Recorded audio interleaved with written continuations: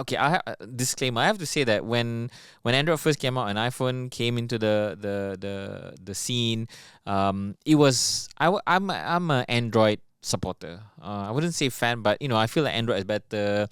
The features they have more features because back then when iPhone was launched, they didn't even have 3G. They don't have copy and paste. They don't have Bluetooth. Yes. So there's a lot of things missing, and it took them so long to catch up because Android had like a full suite of everything, and it's so easy to just make fun of iPhone people like not having full set of like very simplistic features. But interesting enough, I'm finding myself moving closer and closer, deeper and deeper into the Apple ecosystem. I'm using an iPhone. I have a Mac. I'm considering getting an iPad.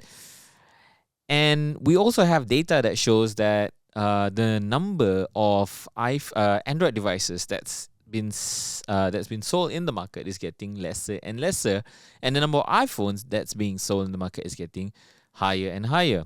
Now the question is, what happened to Android and what happened to iOS? Yeah, I mean, based on what we've seen in reports, right, it looks like Android is in trouble. But I would say, disclaimer upfront is, Android will still be dominant in the smartphone industry, at least for now, or at least in the next 5 years, because they still offer more affordable devices, and I don't think Apple will actually go down to that price point, because you can get an Android phone for like less than 500 ringgit these days. For Apple, for iOS, I think you need to spend at least 2,000 ringgit to get into the ecosystem.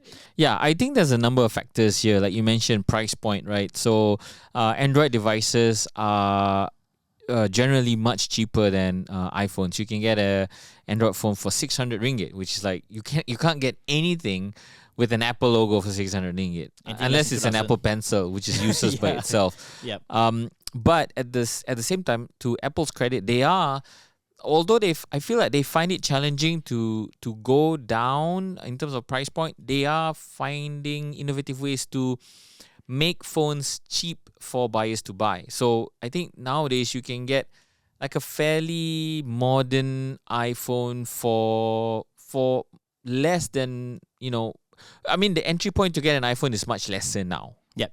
You can get a brand new iPhone for 2,000 ringgit. Yeah, like the SE. Or you can stretch it a little bit. You can get iPhone 11. X-Top. Yeah. X-Top. But there's no 5G, but still an excellent phone. I still recommend you buy iPhone 11 over the SE. Yeah. Yes. So that's one, right? So they are trying to match Android in terms of the price point, although they wouldn't want to admit that, they are a value buy, but they are trying to do that, right? And then number two is, of course, the hardware.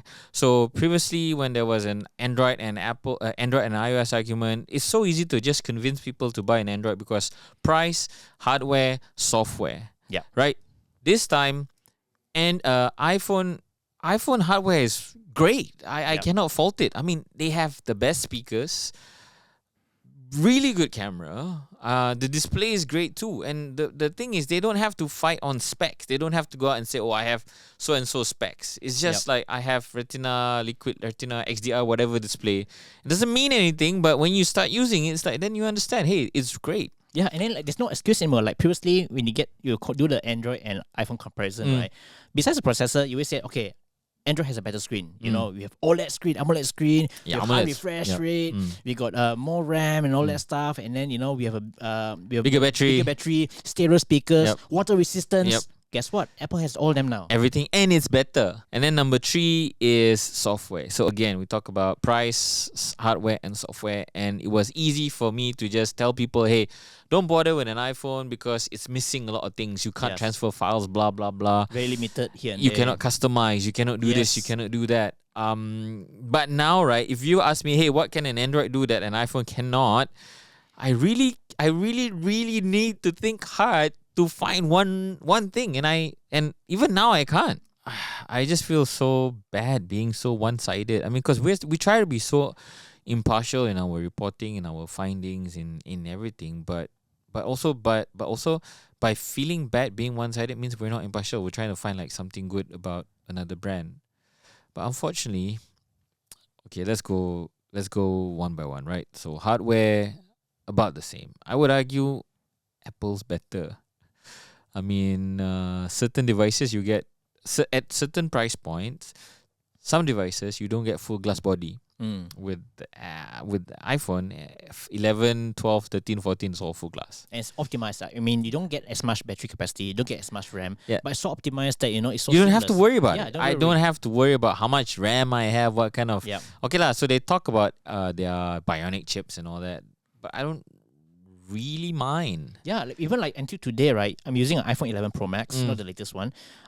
It still runs fine. Yep. Yeah, it's smooth. I've never complained about performance. I guess the only problem is you don't bother upgrading. Like you say, you're on 11 Pro Max. I'm on the 12 Pro Max or 13 Pro Max, I think. I don't even feel like I want to upgrade to a 14. Exactly. So that's how well good it so is. polished. So because when they launch new RS, it feels like a new phone that got these new features. Yeah. You don't feel like, oh, my phone is so slow, I need to move up. Yeah, you actually look forward to the update. Yes. But when you get an update from Android, what's new? What's new? What? Okay, I got an update, but what's different? Nothing. It's all the same. So, okay, we'll talk about hardware. Hardware, about the same. Software, I think.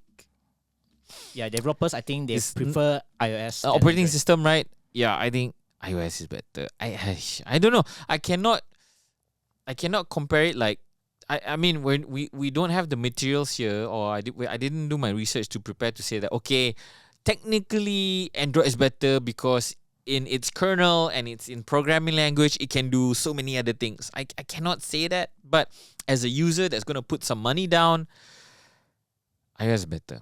It's experience that counts, right? I mean, Yeah. Which one helps you do social media better? Which one gives you a better experience watching videos and TikTok and Instagram content? iOS. Yeah, definitely. Okay, then you talk about experience. You come back to the sound, right? Yes. Apple, so good at doing this. You take a Mac, any Mac, and you compare it to the speaker of any Windows machine, even the high-end ones, the Mac will win all the time. Similarly to phones. Speaker, I mean, that's a really important experience. A lot of people forget that speaker plays a role because you wear your buds and everything. But sometimes you don't. I mean, like, let's say I'm in bed or whatever, right? I don't want to put my buds on, or I want to share a video with somebody in public, right? The iPhone wins. Yeah, even like for gaming, for instance, like last time people say, "Oh, iPhone it's not for gaming; it gets hot very fast and all that." But the new iPhone 14, right? They've actually improved the thermals. Like Najib, he use it for gaming on the iPhone 14 Plus. It doesn't feel warm like you used to. So they've made a lot of incremental updates. They're catching up to Android, and I think to sum it all up, right? Whatever gaps that we set like 5 years ago or 10 years ago, right? They really closed the gap this time. Yeah. So, and the other thing is this big thing, I think no Android manufacturer has ever cracked is the ecosystem. So I can have a Samsung phone, a Samsung tablet, and a Samsung PC, and a Samsung TV, and a Samsung washing machine, but it will not be as integrated as if I have an iPhone, a Mac, and iPad. That's just the way it is. They can, for some reason, I don't know why they can never do it.